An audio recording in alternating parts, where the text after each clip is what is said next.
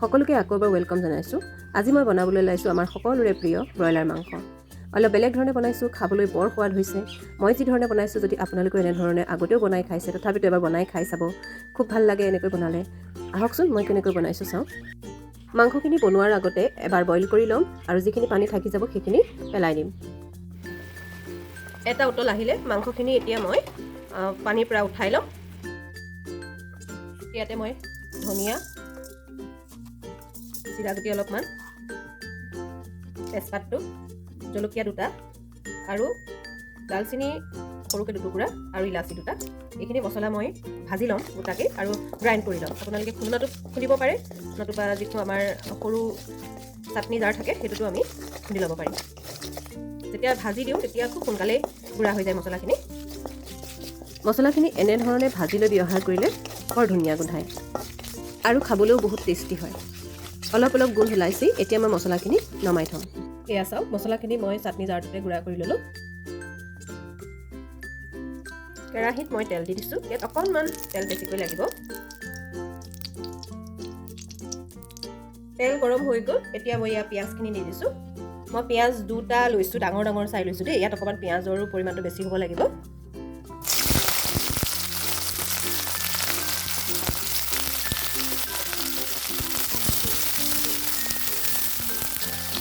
গেছৰ ফ্লেমটো মিডিয়ামত ৰাখিছোঁ।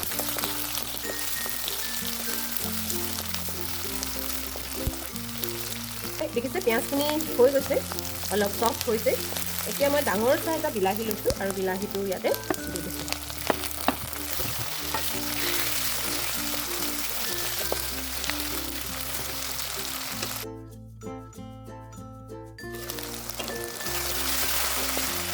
এয়া দেখিছোঁ অলপ অলপ বিলাহীটো গলিছে। এতিয়া মই অলপমান আদা নহৰু বটা লৈ লৈছোঁ, সেইখিনি দি দিছোঁ ইয়াতে।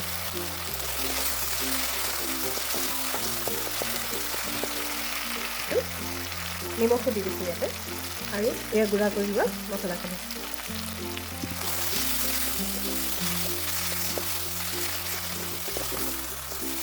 বিলাহী আৰু পিঁয়াজখিনি এয়া গলিব ধৰিছে।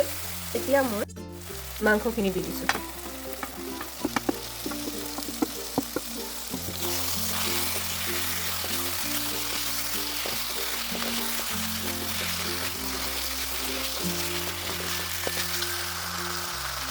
অকণমান জালুকৰ গুড়ি দিছোঁ, জালুকৰ গুড়ি দিলেও বস্তু বহুত ভাল হয়। জালুকৰ গুড়ি মই ঘৰতেই বনাইছোঁ।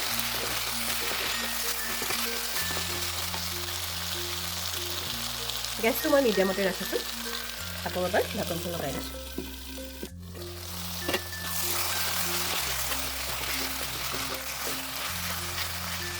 এটা আলু লৈছোঁ, সৰু সৰুকৈ কাটি লৈছোঁ, সেইখিনি ইয়াতে দি দিছোঁ।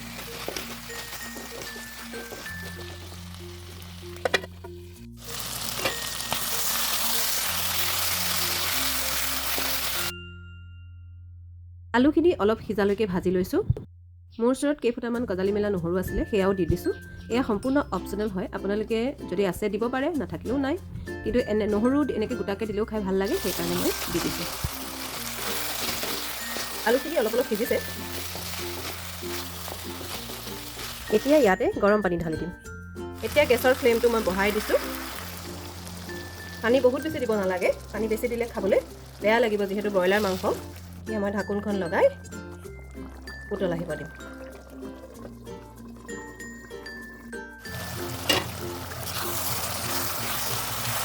এয়া চাওক, আলুখিনি সিজিলে,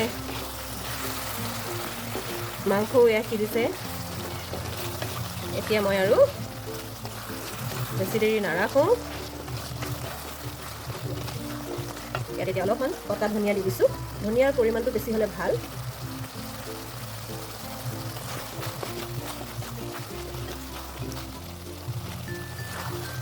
দেখাত কেনেকুৱা লাগিছে বাৰু, খাম খাম লাগিছেনে? এয়া চাওক, সকলোৰে প্ৰিয় মাংস ৰেডি হৈ গ'ল। আপোনালোকেও এনেদৰে বনাই খাই চাব। এনেধৰণে বনাই খাই কেনেকুৱা পাইছে মোক কমেণ্টত জনাব। যদি ভিডিঅ'টো ভাল পাইছে তেতিয়া লাইক কৰি দিব আৰু এনেধৰণৰ ভৱিষ্যতলৈ ৰেচিপি পাবৰ কাৰণে মোৰ চেনেলটো ছাবস্ক্ৰাইব কৰিবলৈ কিন্তু নাপাহৰিব। নতুন এটা ৰেচিপি লৈ আপোনালোকক আকৌ লগ পাম। আজি ইমানতে সামৰিছোঁ।